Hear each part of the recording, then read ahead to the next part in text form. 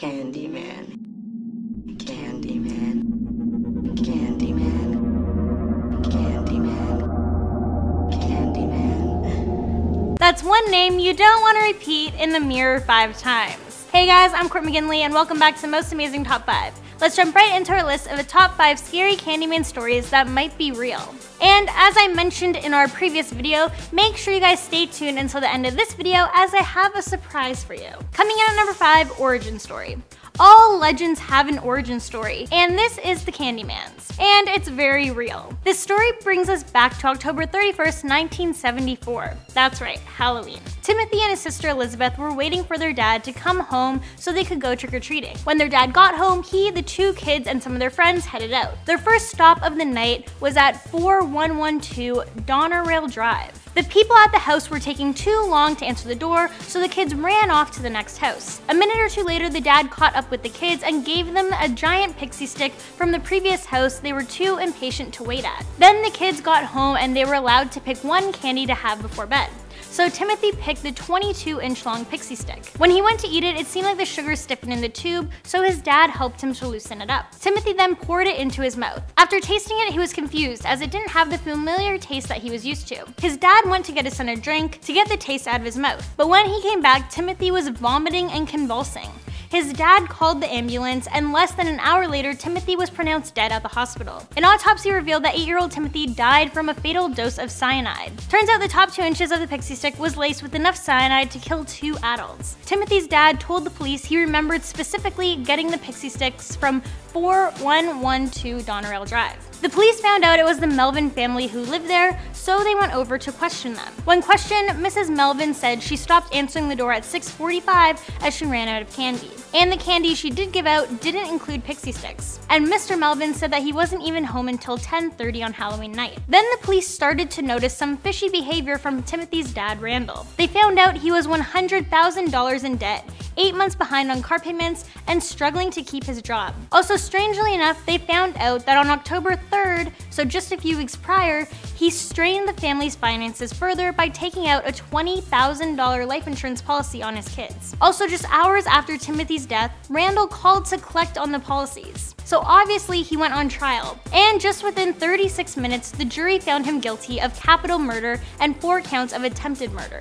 Ronald didn't just kill his son, he also attempted to murder his daughter and 3 of the kids' friends. He also started the sick trend of tampering with kids' Halloween candy. This is why he was referred to as the Candyman. I remember when I was a kid, someone found a sewing needle inside their mini chocolate bar in their child's Halloween candy. It was all over the news. Yeah, it's just really weird and messed up that someone would tamper or poison candy and then hand it out to kids on Halloween night. And at number 4, origin story number 2.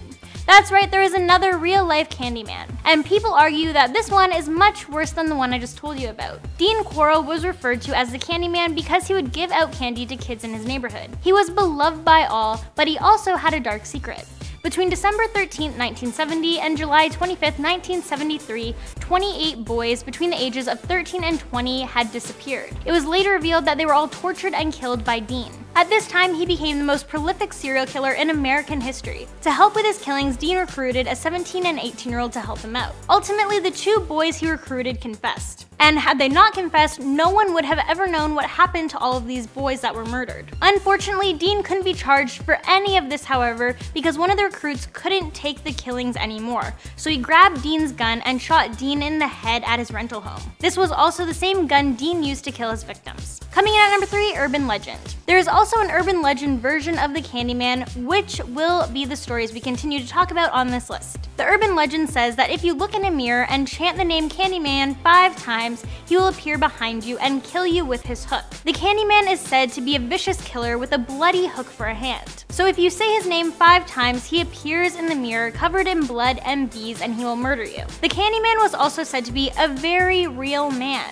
Back in the day of slavery on the plantation, the Candyman was a black slave named Daniel Robitaille. Daniel was hired to paint a picture of the plantation's owner's daughter, but he fell in love with the daughter. When the owner discovered this, he got a mob together and they came after Daniel with pitchforks and a pack of dogs. They chased him across fields and streams. When they finally caught up to him, they cut off his right hand with a rusty saw. Then they they covered him in honey and threw him at a beehive. Before Daniel died in terrible pain, it said he cursed the men who killed him and vowed to return and exact his revenge. His spirit is said to never rest, and his ghost is going to walk the world for all eternity. So yeah, I don't know about you guys, but I'm never going to look in the mirror and say Candyman 5 times. Definitely something I'm never gonna do. Would you guys do this? Let me know down below. Coming in at number 2, encounters. So just like all urban legends, Candyman has people coming onto the internet to post their real life encounter stories. Here is one. Years ago, I was walking with my friends to the community swimming pool and we noticed there was a door slightly open next to the pool, so we decided to check it out. It was really dark but had a dim light cast from an upstairs area. The far back wall in front of me was lined with glass, which was very reflective so I could see myself in it. I remember the legend of Candyman, so I decided I should try it. I had gotten to 3 Candymans when I had noticed the glass started to show 2 large red eyes staring at me. Also saw my reflection, and it changed me running away with a look of terror on my face. I got out of there as fast as I could, even before I could finish the next 2 Candymans. I don't want to know what would have happened next. And in at number 1, Sleepover. Oh, of course, the classic Sleepover where teenagers just try out all of the urban legends. Yeah, I was never one of those kids. I wouldn't even play those games now as an adult. I don't want no creepy spirits coming for me. But anywho, I took this story off of a chat site where people were talking about their experiences with urban legends. So this one girl, let's call her Mary, was saying that she and her friends were going to have a sleepover, and the girl hosting the party, let's call her Lisa, wanted to play Candyman. But none of the other girls did, so time went on and they just ended up going to sleep. Then Mary woke up to hearing Lisa mumbling something in the bathroom, so she went to check it out. The door was open a crack and Mary could see a reflection of red eyes on the mirror and heard Lisa say Candyman. Before Lisa could say it again, Mary flicked on the light. Mary asked if Lisa was okay, and she had this terrified look on her face. Lisa said that she felt as though something was possessing her to continue to say the name Candyman. She was about to say it for what would have been the 5th and final time before Mary interrupted. Yeah, that's pretty spooky. And there you have it. That's our list of the top 5 scary Candyman stories that might be true. And as I promised, it's that time of the video where I share a fun little surprise with you guys. And our surprise is Jack. And you come on in. Jack is going to be my new co-host on Top 5, so make sure you show him lots of love down in those comments. Also, make sure you tune into tomorrow's video, as that will be his first video going up. And I'm incredibly excited, so thank you very much for having me, Courtney. Anytime. Thank you very much, and we'll see you soon.